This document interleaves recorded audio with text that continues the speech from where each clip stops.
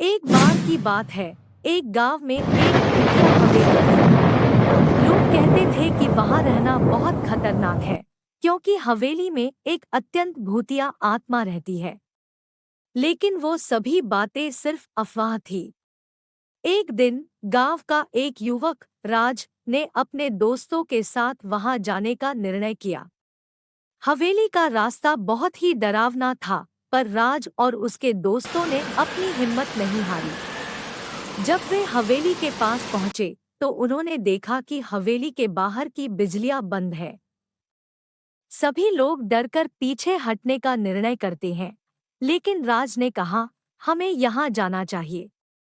वे हवेली में घुसे और सुनसानी में चलते हुए वे एक व्यक्ति की आवाज सुने। वे सभी उस आवाज की ओर बढ़ते हैं और एक कमरे में जाते हैं।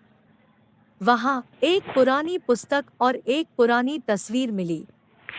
राज ने पुस्तक को खोला और तस्वीर देखी।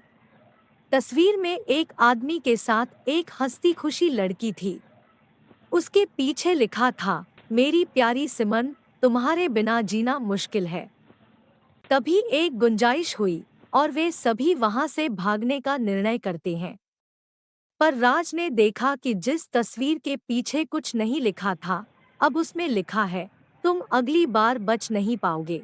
वे गांव लौटते समय राज ने ध्यान दिया कि उसके पास वही तस्वीर थी, जिसमें अब एक बच्चा बांधा हुआ था और लिखा था, तुम्हारी बारी।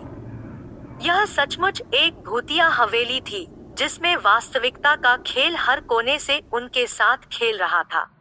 राज और उसके दोस्तों को वहां जाने का निर्णय करके उन्होंने अपनी हिम्मत का परीक्षण किया, लेकिन उनकी साहसिकता ने उन्हें महंगा पड़ा। इस कहानी से हमें यह सीखने को मिलता है कि कभी-कभी हमारी हिम्मत हमें गलत रास्ते पर ले जाती है और हमें सच्चाई से दूर ले जाती है। इसलिए हमें हमेशा अपनी इस कहानी से हमें यह सीखने को मिलता है कि कभी-कभी हमारी हिम्मत हमें गलत रास्ते पर ले जाती है और हमें सच्चाई से दूर ले जाती है। इसलिए हमें हमेशा अपनी परेशानियों का सामना करने के लिए सावधान रहना चाहिए। अंत में राज ने समझा कि हिम्मत और साहस का अर्थ वहां के खतरों को निरीक्षित करना है और अज्ञानता के खेल में नहीं पड़ना है। वह और उसके दोस्तों ने यह गहना सिखाया कि वास्तविक साहस उसे विचारपूर्वक और ध्यान से सामना करना है और हर समस्या को अच्छी तरह से समझना है। यह कहानी हमें यह भी सिखाती है कि हर कदम पर हमें अपने आसपास की चीजों को समझने की आवश्यकता होती है। कहानी के मध्य भाग में जब राज ने पुरानी तस्वीर देखी तो उसने समझा कि हर चीज के पीछे एक गहरा अर्थ हो सकता है।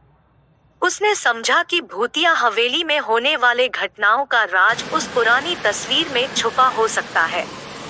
इससे हमें यह सीखने को मिलता है कि हमें ध्यान से और विचारशीलता से हर प्रस्ताव को समझना चाहिए। इस रूप में राज ने न केवल अपनी जान बचाई, बल्कि उसने अपनी समझ को भी बढ़ाया।